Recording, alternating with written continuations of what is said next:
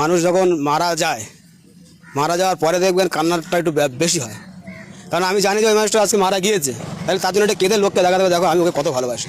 কিন্তু মানুষ যখন জীবিত থাকে তখন তার পাশে কেউ থাকে না।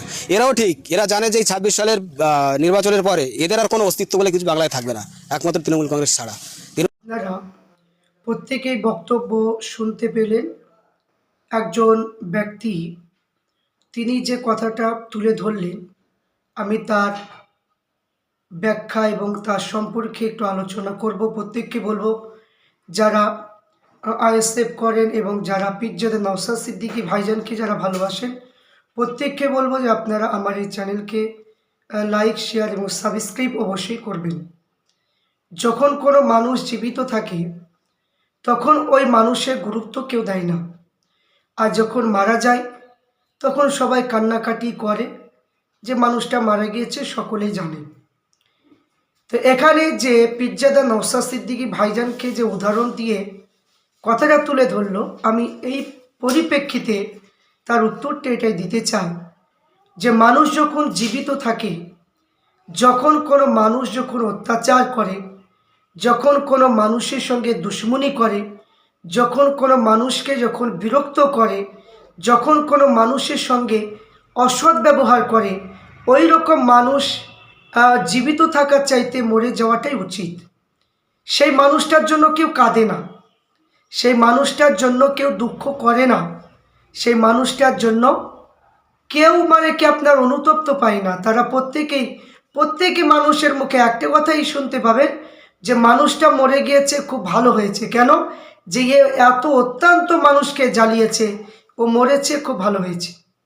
তো এই জন্য যে ব্যক্তি যে উদাহরণটা দিয়েছে, আমি বলবো ওই ব্যক্তি যে দল করে, যে পার্টি করছে, ওই দল জীবিত থাকার চাইতে মরে গেলে কোনো মানুষের কোনো দুঃখ আসবে না।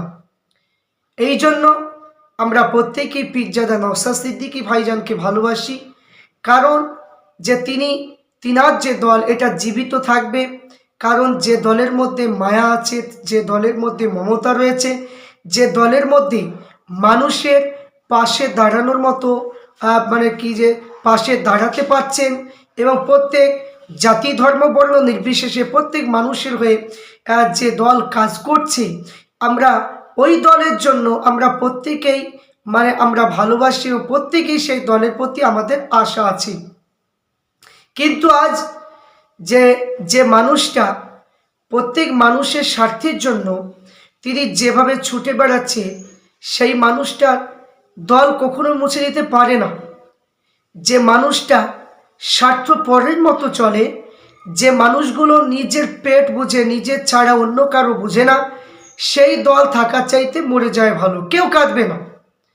তো ওই ব্যক্তিকে আমি একটি কথাই বলতে চাই যে এই উদাহরণ দিয়ে কোনোদিন পীরজাদা নওশাদ সিদ্দিকী ভাইজানকে আক্রমণ করা মোটেই হচ্ছে না।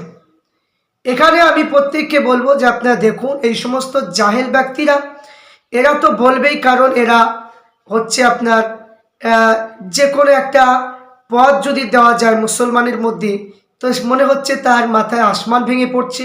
সে কি বলবে, কি করবে, ও নিজেই ঠিক পায় না।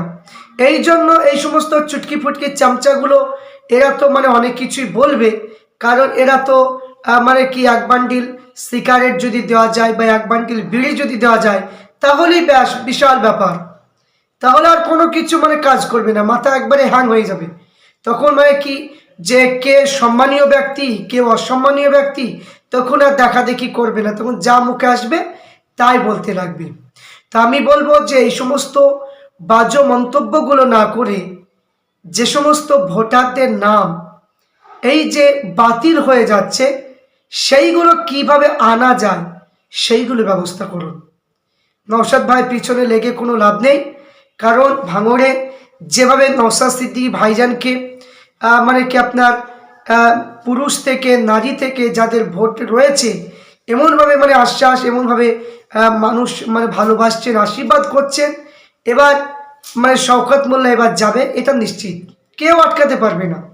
শওকত মোল্লা এবার যাবে, কেউ আটকাতে পারবে না। যতই উদাহরণ দেখ আর যতই যা করুক না কেন, শওকত মোল্লা এবার তিহার জেলের জেলের এইখানে জেল খাটতে হবে, তিহার জেল। যেতেই হবে, কিচ্ছু করার নেই, তিহার ওকে যেতেই হবে। ক্যানিংয়ে মানে কি যে আরাবুল ইসলাম যে তিনি দাঁড়িয়েছেন সেখানেও তিনি জিতবেন, সেখানে বাহারুল ইসলাম জিততে পারবে না। তো এখানে যত মানে কথা বলুক না কেন, এরা শুকনো কথায় কখনো চিড়ি ভিজবে না। কারণ এখানে মানুষের প্রতি যেভাবে অত্যাচার করছেন, কোনো কাজ নাই, কোনো কর্ম নেই, কোনো কিছু নেই, শুধু মুখেই আশ্বাস দেওয়া যে আমরা আছি, শুধু মুখে আশ্বাস দেওয়া, কাজে কিচ্ছু নেই। এই জন্য প্রত্যেক মানুষ আশ্বাসকে মানে কি যে এরা মানে দিনের পর দিন ধোঁকা পাচ্ছে। এই জন্য জাতি ধর্ম বর্ণ নির্বিশেষে মানুষের জন্য চোখে চোখ রেখে কথা বলার জন্য যে পীরজাদা আব্বাস সিদ্দিকী ভাইজান তিনি এই কাজটা করেছিলেন, নতুন দল প্রতিষ্ঠিত করেছিলেন। সেই জন্য যে আইএসএফ দলটা এত প্রচার হচ্ছে 2026-এ, মনে হচ্ছে যত জায়গায় প্রার্থী দেবে প্রত্যেক জায়গায় জিতবে, এটা আশা রাখা যাচ্ছে। এটা আমরা বুঝতে পারছি, কারণ মানুষ আর চাইছে না পুরাতন দল, আর চাইছে না পুরাতন জিনিস, আর চলবে না। এটা ওল্ড মডেল মানে কি চলবে না, এখন নতুন নিউ মডেল লাগবে। এই জন্য যারা মানুষের হয়ে কাজ করতে পারবে, যারা মানুষের পাশে দাঁড়াবে, যারা গরিবের কথা মানে কি বুঝে না, যারা অসহায় মানুষের পাশে দাঁড়াতে শিখে না, যাদের মানে কি বৃদ্ধ যারা মানুষ, যারা বৃদ্ধ ভাতা পাওয়ার উপযুক্ত, তাদের নাম মানে কি তুলে না, এবং তাদের নাম আবার অনেকে তুলে দিলে আবার কেটে দেয়, এই রকম দল কখনোই সাপোর্ট করতে পারে না, কোনো দিনই করবে না। সে যত বড় সে আব্দুল মাতিনি দাঁড়াক আর পীরজাদা কাসেম সিদ্দিকী ভাইজানি দাঁড়াক, যেই দাঁড়াক না কেন, কোনো দিনই মানুষ এটা গ্রহণ করবে না। অবশ্যই আপনারা প্রত্যেকেই ভিডিওটা দেখুন, শেয়ার লাইক করুন, এবং প্রত্যেকে পীরজাদা নওশাদ সিদ্দিকী ভাইজানকে আশীর্বাদ করুন। অবশ্যই আমাদের সমাজ পরিবর্তন হবে। মানে কি যে সমস্ত মানে কি যারা মানে কি আপনার আসছে, যারা জন্ম নিচ্ছে, যারা যে সমস্ত বাচ্চাদের ভবিষ্যতের দিকে লক্ষ্য রেখে যাতে পরিবেশ যেন শিক্ষার দিক দিয়ে যেন বেশি হয়, গন্ডা মারামারি বিভিন্ন রকমের সন্ত্রাস এইগুলো মুক্ত যেন সমাজ তৈরি করতে পারে পীরজাদা নওশাদ সিদ্দিকী। এই জন্য আপনারা প্রত্যেকেই তিনার জন্য আশীর্বাদ করুন, অবশ্যই তিনি কাজে সফলতা পাবেন।